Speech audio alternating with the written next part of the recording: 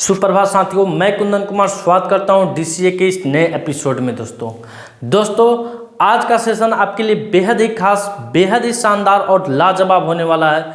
आज के सेशन में आप उन तमाम खबरों को देखेंगे जो आपके परीक्षा के दृष्टिकोण से बेहद ही महत्वपूर्ण होने वाली है।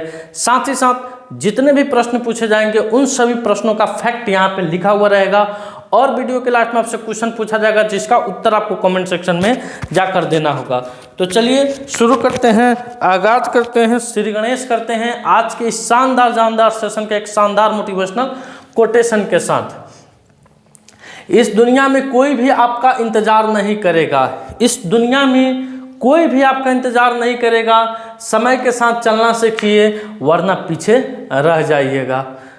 कल जो वीडियो के लास्ट में आपसे सवाल पूछा गया था कि हाल ही में बिहार के किस मशहूर चिकित्सक को दुबई में Asia book of the record से सम्मानित किया गया है, तो दोस्तों डॉक्टर रजनीकांत को, किन्हें? डॉक्टर रजनीकांत को दुबई में Asia book of the record से क्या किया गया है? सम्मानित किया गया है। तो इस क्वेश्चन का उत्तर हो जाएगा डॉक्टर रजनीकांत जी। अब वीडियो का पहला सवाल है दोस्तों कि हाल ही में विश्व ज़ूनोसिस दिवस कब मनाया गया है? हाल ही में विश्व ज़ूनोसिस दिवस कब मनाया गया है, इस पर हम चर्चा करते हैं। जानते हैं दोस्तों विश्व ज़ूनोसिस के बारे में। किसके बारे में जानते हैं? विश्व ज़ूनोसिस के बारे में जानते हैं। क्या होता है दोस्तों? तो विश्व ज़ूनोसिस दिवस हम लोग प्रतिवर्ष 6 जुलाई को मनाते हैं। कब मनाते हैं? प्रतिवर्ष 6 जुलाई को मनाते हैं। यह दिन दोस्तों ये जो ज़ूनोसिस होता है दोस्तों, विश्व ज़ूनोसिस दिवस, ताकि लोगों को इस समस्या के प्रति, आखिर ज़ूनोसिस होता क्या है? तो ज़ूनोसिस एक ऐसी बीमारी है दोस्तों, खास करके पशुओं से मनुष्य में फैलती है। यानी बहुत सारे पशुओं से किस में फैलती है? मनुष्य में फैलती है। उसी के प्रति लोगों को जागरूक करने के लिए हर एक साल 6 जुलाई को हम लोग विश्व ज़ूनोसिस दिवस के रूप में मनाते हैं। 6 जुलाई 1885 को फ्रांसीसी जीव वैज्ञानिक लुईस पास्चर ने एक छोटे लड़के को रेबीज का टीका लगाया, जिसे एक पागल कुत्ते ने क्या किया था? काट लिया था। तो कुत्ते के काटने से कौन सी बीमारी होती है दोस्तों? रेबीज बीमारी होती है और उसमें रेबीज का टीका लगाया जाता है। दोस्तों अन्य उल्लेखनीय जो जूनोटिक रोग है दोस्तों, तो 29 दिसंबर 1976 को इबोला वायरस आया था और 30 जनवरी 2020 को कोविड-19 आया था, जिससे हम लोग अभी निकले हुए हैं दोस्तों। तो इस क्वेश्चन का उत्तर क्या हो जाएगा? 6 जुलाई हो जाएगा। अगला आपका जो आ रहा है दोस्तों कि जुलाई माह का अभी तक का महत्वपूर्ण दिवस, तो 1 जुलाई को हम लोग सीए दिवस, जीएसटी दिवस और राष्ट्रीय चिकित्सक दिवस के रूप में मनाते हैं। 2 जुलाई को विश्व खेल पत्रकार दिवस, यानी खेल में जो भी पत्रकार रुचि रखते हैं, पत्रकारिता करते हैं, ये पत्रकारिता करने के दौरान उनकी मृत्यु हो जाती है, उनके सम्मान में हर एक साल हम लोग विश्व खेल पत्रकार दिवस के रूप में मनाते हैं। 3 जुलाई को अंतर्राष्ट्रीय प्लास्टिक बैग मुक्त दिवस मनाते हैं। 4 जुलाई को अमेरिका का स्वतंत्रता संग्राम दिवस है दोस्तों। अगला क्वेश्चन है आपके स्क्रीन पे कि भारत किस देश के साथ मिलकर गंगा संधि को नवीनीकृत करेगा? तो दोस्तों आइए जरा जानते हैं। गंगा जल संधि दिसंबर 1996 में भारतीय प्रधानमंत्री एच.डी. देवगौड़ा और उस समय के बांग्लादेशी के समकक्ष शेख हसीना ने हस्ताक्षर किए थे। किसने? एच.डी. देवगौड़ा और शेख हसीना। गंगा भारत और बांग्लादेश द्वारा साझा की जाने वाली 54 नदियों में से एक है दोस्तों। यह उपलब्धता में 70,000 से 75,000 क्यूसेक होती है, तो बांग्लादेश को 35,000 क्यूसेक मिलते हैं। यानी इसकी जल की उपलब्धता कितनी है? 70,000 से 75,000, लेकिन बांग्लादेश को कितना मिलता है? 35,000 मिलता है।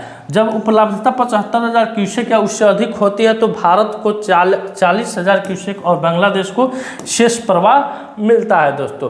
तो ये संधि काफ़ी पुरानी हो गई है, तो इसको नवीनीकृत करने के लिए भारत के प्रधानमंत्री नरेंद्र मोदी और शेख हसीना के द्वारा पुनः एक बार गंगा संधि को क्या किया गया है? नवीनीकृत किया गया है। तो इसका उत्तर हो जाएगा आपको बांग्लादेश हो जाएगा।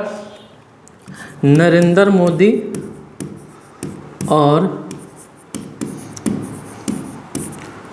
शेख हसीना, जुल्फों वाली हसीना के द्वारा मिलकर इसको पुनः क्या किया गया है? नवीनीकृत किया गया है।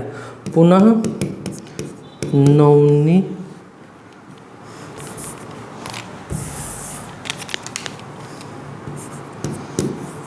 नवीनीकृत किया गया है। अब आइए अगले क्वेश्चन पर। अगला क्वेश्चन है आपकी स्क्रीन पे दोस्तों कि हाल ही में किसने नैनो उर्वरक सब्सिडी योजना की शुरुआत की है। तो दोस्तों सहकारिता मंत्री है हमारे अमित शाह जी। भारत के गृह मंत्री और सहकारिता मंत्री कौन है? अमित शाह जी। इनके द्वारा गुजरात के, कहाँ दोस्तों? गुजरात के गांधीनगर में 102वें अंतर्राष्ट्रीय सहकारिता दिवस के मौके पर आयोजन हुआ, जिसमें सहकारिता मंत्री ने नैनो उर्वरक यूरिया पर, नैनो उर्वरक सब पर कितना 50% का सब्सिडी, कितना दोस्तों 50% की सब्सिडी देने का घोषणा किया है। अब आइए अगले क्वेश्चन पर। अगला क्वेश्चन आपकी स्क्रीन पे है, हाल ही में LIC ने किसे फिर से MD और CEO के रूप में नामित किया है। तो दोस्तों LIC ने सिद्धार्थ मोहंती को, किसे? सिद्धार्थ मोहंती को पुनः एक बार MD और CEO के रूप में नियुक्त किया है। LIC इसकी स्थापना दोस्तों 1 सितंबर 1956 को होती है। मुख्यालय इसका मुंबई में है और यह मार्च 2024 तक 52.52 बिलियन अमेरिकी डॉलर मूल्य की भारत की सबसे बड़ी क्या है? बीमा कंपनी है। तो LIC ने अपने अध्यक्ष सिद्धार्थ मोहंती को 30 जून 2024 से प्रबंधक निदेशक MD और मुख्य कार्यकारिणी अधिकारी CEO के रूप में एक बार फिर से नामित किया है। उन्हें 7 जून 2025 तक निगम के MD और CEO की भूमिका संभालनी थी। कब तक? 7 जून 2024 तक ये इस पद पर क्या रहेंगे? बने रहेंगे। आइए अगले क्वेश्चन की तरफ। अगला क्वेश्चन आपके स्क्रीन पे है कि हाल ही में मसूद पेजेशकिशन ने किस देश के राष्ट्रपति का चुनाव जीता है। तो मसूद पेजेशकिशन ईरान का, कहाँ के दोस्तों? ईरान में के राष्ट्रपति का चुनाव इन्होंने क्या किए हैं? जीते हैं दोस्तों। ईरान के राष्ट्रपति चुनाव में सुधारवादी नेता मसूद पेजेशकियन जीत मिली है। उन्होंने कट्टरपंथी नेता सैयद जलील को हरा दिया है।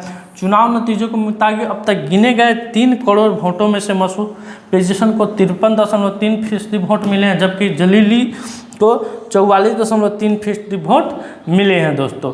अब आइए अगले क्वेश्चन पर। अगला क्वेश्चन आपके स्क्रीन पे आ रहा है कि हाल ही में ADB यानी एशियन डेवलपमेंट बैंक ने भारत के किस राज्य में 400 मेगावाट सौर ऊर्जा संयंत्र का निर्माण करेगा। तो दोस्तों एशियन डेवलपमेंट बैंक भारत के गुजरात राज्य में, कहाँ? एशियन डेवलपमेंट बैंक और एंगल समूह ने भारत के गुजरात के सुरेंद्रनगर जिले में 400 मेगावाट सौर PV विद्युत संयंत्र का निर्माण और संचालन के लिए एक दीर्घकालीन ऋण पर क्या किया है? समझौता किया है दोस्तों। इसके लिए ADB कुल 14.6 बिलियन भारतीय रुपये लगभग यानी 175.9 मिलियन डॉलर के ऋण के लिए अधिकृत प्रमुख प्रबंधक है दोस्तों। अब आइए अगले क्वेश्चन पर। अगला क्वेश्चन है कि हाल ही में केंद्र सरकार किन किन बर्तनों के लिए ISI मार्क अनिवार्य किया है। तो दोस्तों केंद्र सरकार रसोई की सुरक्षा, गुणवत्ता और दक्षता के लिए बढ़ाने के लिए स्टेनलेस स्टील और एल्यूमिनियम के बर्तनों के लिए भारतीय मानक ब्यूरो BISS के अनुरूपता को अनिवार्य कर दिया है। ऐसे बर्तनों के लिए ISI मार्क का अनिवार्य होगा। इस आदेश का पालन न करना एक दंडनीय अपराध की श्रेणी में रखा जाएगा दोस्तों। हाल ही में BISS ने रसोई के आवश्यक सामानों को कवर करने वाले मानकों के लिए एक श्रृंखला को क्या किया है? विकसित किया है। तो इसका उत्तर ऑप्शन नंबर 4 हो जाएगा। 1 यानी 2 यानी स्टेनलेस स्टील और एल्युमिनियम। क्या? स्टेनलेस स्टील और एल्युमिनियम हो जाएगा इस क्वेश्चन का इस क्वेश्चन का उत्तर हो जाएगा दोस्तों।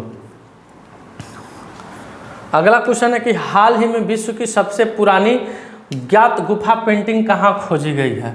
तो दोस्तों विश्व की सबसे पुरानी ज्ञात गुफा पेंटिंग इंडोनेशिया के सुलावेसी द्वीप पर खोजी गई है। कहाँ खोजी गई है? इंडोनेशिया के सुलावेसी द्वीप पर खोजी गई है। ये पेंटिंग के बारे में कुछ महत्वपूर्ण जानकारियाँ हैं जिसको आप क्या कर सकते हैं? पढ़ सकते हैं। आइए अगले क्वेश्चन पर। अगला क्वेश्चन आपके स्क्रीन पर है कि हाल ही में समुद्री सुरक्षा को बढ़ाने के लिए IRA मुंबई किस IIT के साथ समझौता किया। तो दोस्तों समुद्री सुरक्षा को बढ़ाने के लिए IRA मुंबई IIT मुंबई के साथ, किसके साथ? IIT मुंबई के साथ सुरक्षा किया है, समझौता किया है। IRA मुंबई और IIT मुंबई जहाज ट्रेजेक्ट्री प्रेडिक्शन टूल के विकास के माध्यम से समुद्री सुरक्षा को आगे बढ़ाने के लिए एक समझौता ज्ञापन पर क्या किए? हस्ताक्षर किए हैं। अक्षम जहाज़ों को ट्रेजेक्टरी प्रेडिक्शन समुद्री सुरक्षा का एक महत्वपूर्ण पहलू है जो प्रारंभिक चेतावनी और बचावनी अभियान योजना को सुविधाजनक बनाता है। दोस्तों, वर्तमान पहल के अंतर्गत परियोजना का उद्देश्य है मेड इन इंडिया सॉफ्टवेयर प्रणाली को विकसित करना। अब आइए अगले क्वेश्चन पर। अगला क्वेश्चन है आपकी स्क्रीन पर कि हाल ही में दिव्य कला मेला और दिव्य कला शक्ति का आयोजन कहाँ किया जाएगा। दोस्तों, तो जितने भी दिव्यांग हैं जो वो अपने कला के प्रदर्शन के लिए हर एक साल दिव्य कला मेला का आयोजन किया जाता है। दोस्तों, तो इस बार का जो दिव्य कला का मेला का आयोजन किया गया है उड़ीसा के भुवनेश्वर में किया गया है। कब से कब किया गया है दोस्तों? 5 से 11 जुलाई, 5 से 11 जुलाई तक इस मेला का आयोजन किया गया है। इस मेला का जो मुख्य उद्देश्य होगा दोस्तों, जो भी दिव्यांग श्रेणी में आते हैं, जो भी दिव्यांग श्रेणी से आते हैं, उनको अपने कला का प्रदर्शन इस मेला में करना होगा। तो दिव्य कला मेला और दिव्य कला शक्ति का आयोजन 5 जुलाई 2024 तक उड़ीसा के भुवनेश्वर में Kalinga institute of industrial technology के IIT परिसर में किया जाएगा। इस कार्यक्रम का उद्घाटन 5 जुलाई 2024 को दोपहर 1 बजे भारत सरकार के सामाजिक न्याय और अधिकारिता राज्य मंत्री श्री BL वर्मा द्वारा किया गया है। दोस्तों, तो ये तस्वीर आप देख रहे हैं कब की, इसका 11 AM से 9 PM तक ये मेला का संचालन होगा। दोस्तों, तो इस क्वेश्चन का उत्तर हो जाएगा आपका भुवनेश्वर। अब है आज का सवाल कि हाल ही में प्रेस सूचना ब्यूरो PIB का महानिदेशक किसे नियुक्त किया गया है। तो इस क्वेश्चन का उत्तर आपको कमेंट सेक्शन में देना है। दोस्तों आज कंटेंट काफ़ी कम था। आज का सेशन मेरा यहीं समाप्त हुआ। अगर वीडियो अच्छा लगे वीडियो को लाइक कीजिए, शेयर कीजिए, चैनल पर नए हैं तो चैनल को सब्सक्राइब कीजिए। मिलते हैं आपसे अगले वीडियो में, तब तक के लिए धन्यवाद। भारत माता की जय।